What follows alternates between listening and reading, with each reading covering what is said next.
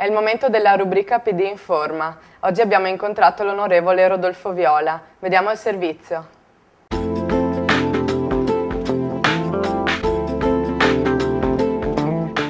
Oggi incontriamo l'onorevole Rodolfo Viola. Parliamo del progetto Città Metropolitana. Che cosa sta succedendo? Sta succedendo che con il cosiddetto decreto sulla spending review il governo ha di fatto approvato questa nuova organizzazione degli enti locali. Da un lato ha rivisto l'organizzazione delle province e dall'altro per alcune grandi città italiane, tra le quali anche Venezia, ha previsto l'istituzione di questo organismo, si chiama Città Metropolitana.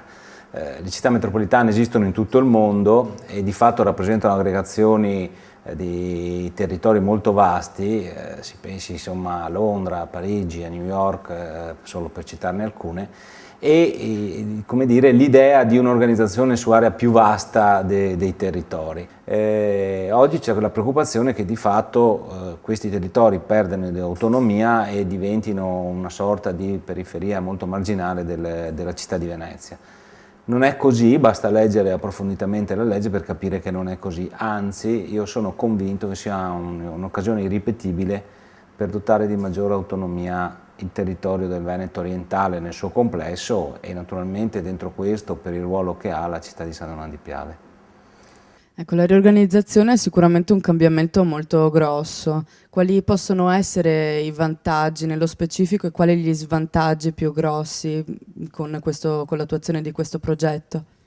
Gli svantaggi possono dipendere prevalentemente dall'incapacità del territorio, quindi dei suoi rappresentanti istituzionali, penso in primo luogo ai sindaci, di fare squadra. Cito un esempio per tutti, che è quello che è accaduto pochi giorni fa e sta accadendo in questi giorni, con la riorganizzazione dei tribunali. Il comune di San Donà non si è raccordato col comune di Portogruaro e la fine è stata che in entrambi i comuni sono stati soppressi le sezioni staccate del Tribunale di Venezia, addirittura il Tribunale, che è la sezione staccata di Portogruaro, verrà accorpata a Pordenone. Questa è stata una vicenda in negativo ed è dipesa tutto dalla responsabilità, io dico, principalmente dei due sindaci dei due comuni.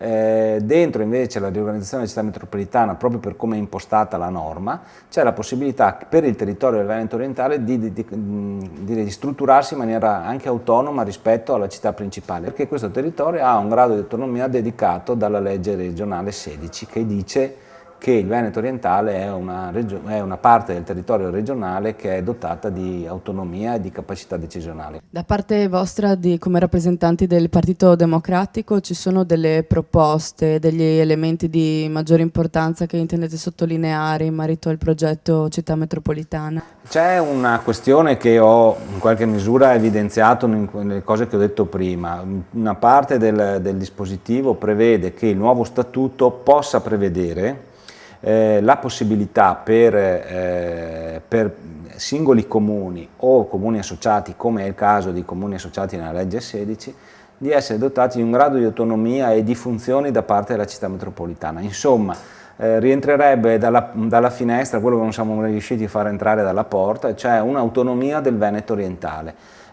Io penso che questa sia la grande sfida che poniamo all'attenzione come Partito Democratico, ma io penso che su questo, lo dico rivolgendomi ai rappresentanti degli altri partiti, bisogna fare un lavoro di squadra del territorio, a prescindere dalle appartenenze. Non è una questione di destra o di sinistra, questa è l'occasione per il Veneto orientale di dotarsi di strumenti di governo molto vicini al territorio, in mano ai propri sindaci e quindi molto più vicini ai bisogni dei propri cittadini.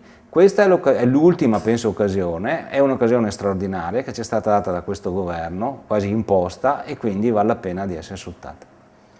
Ringraziamo l'onorevole Rodolfo Viola per la sua intervista e ci rivediamo al prossimo appuntamento con la politica sandonatese. Grazie.